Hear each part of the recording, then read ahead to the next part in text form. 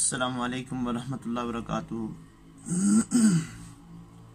आज की इस मुख्तसर नशिस्त में आप हज़रात के सामने माजूर के मसले को बयान करना है कि इंसान माजूर कब समझा जाता है, कब बनता है और उसका हुक्म क्या है और किस वक़्त उसकी वो माजूरी का हुक्म उससे जुदा होता है, और जब उसका माजूरी का हुक्म उससे लायक होता है तो क्या होता है और कैसे होता है, कब होता है। याद रखें, कोई बंदा ऐसे मर्ज़ में मुब्तला है कि उसके पेशाब के कतरे नहीं रुक रहे, और इसी तरह गैस का मर्ज़ उससे लाहिक है और मुसलसल खून बहता है, या कोई भी उसकी कोई ऐसी बीमारी जिसकी वजह से उसको बहुत परेशानी है और नमाज वो नहीं पढ़ सकता, तो ऐसा शख्स माजूर कब समझा जाएगा, यानी माजूर के हुक्म में कब आएगा।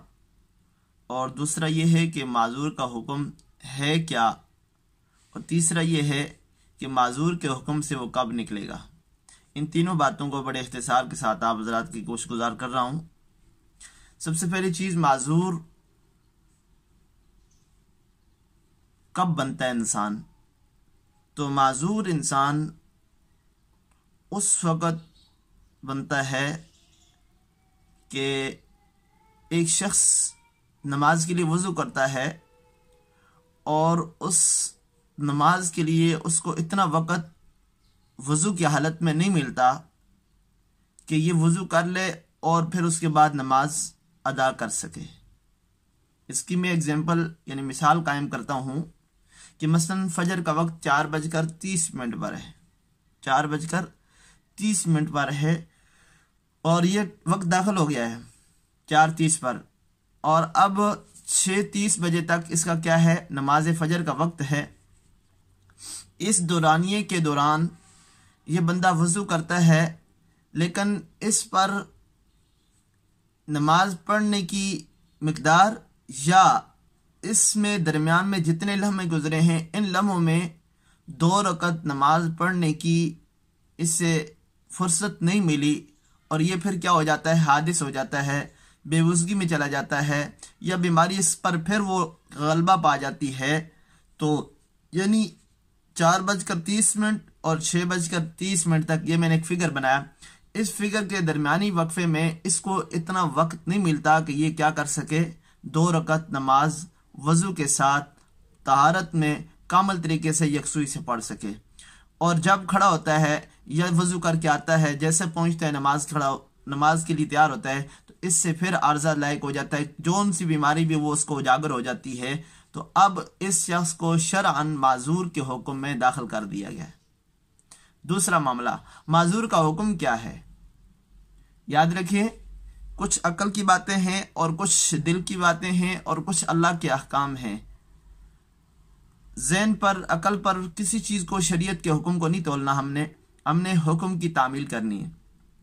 तो याद रखिए, माजूर के हुक्म में, माजूर के लिए हुक्म यह है कि हर फ़र्ज़ नमाज के लिए नया वज़ू करे, हर फ़र्ज़ नमाज के लिए नया वज़ू करे, और उस नमाज के वक्त के अंदर फ़र्ज़ करें कि मैंने ये जो बताया 4:30 और 6:30 तक इस नमाज का वक्त है, इस वक्फे के अंदर क्या करे, वो वज़ू जो कर लिया फ़र्ज़ नमाज के लिए, अब इसमें हर वाजिब, नफल और इसी तरह जो भी उसकी इबादतें हैं वो सब उसी वज़ू के साथ कर सकते हैं, बावजूद इसके कि उसका अर्ज़ा भी लाए के साथ।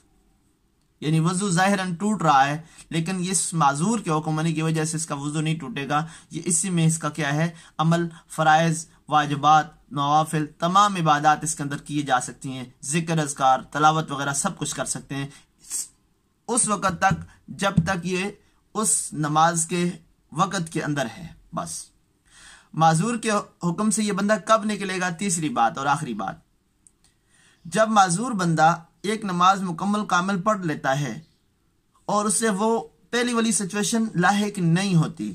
कैसे, एक बंदे ने वज़ू किया और वज़ू करने के बाद जो पहले आर्जा लाहिक होता था अब उससे लाहिक नहीं हो रहा, और उससे जो बीमारी थी वो बीमारी बिल्कुल एक नमाज भी पढ़ ली, नवाफिल भी पढ़ लिए, जिक्र अज़कार में पढ़ रहा है, चलते चलते चलते वो असर के करीब कहीं आज़ा लायक हुआ, या एक नमाज पढ़ी है, उस पढ़ने की दूसरी नमाज के दरमियान में कोई ऐसा हादसा लायक नहीं हुआ।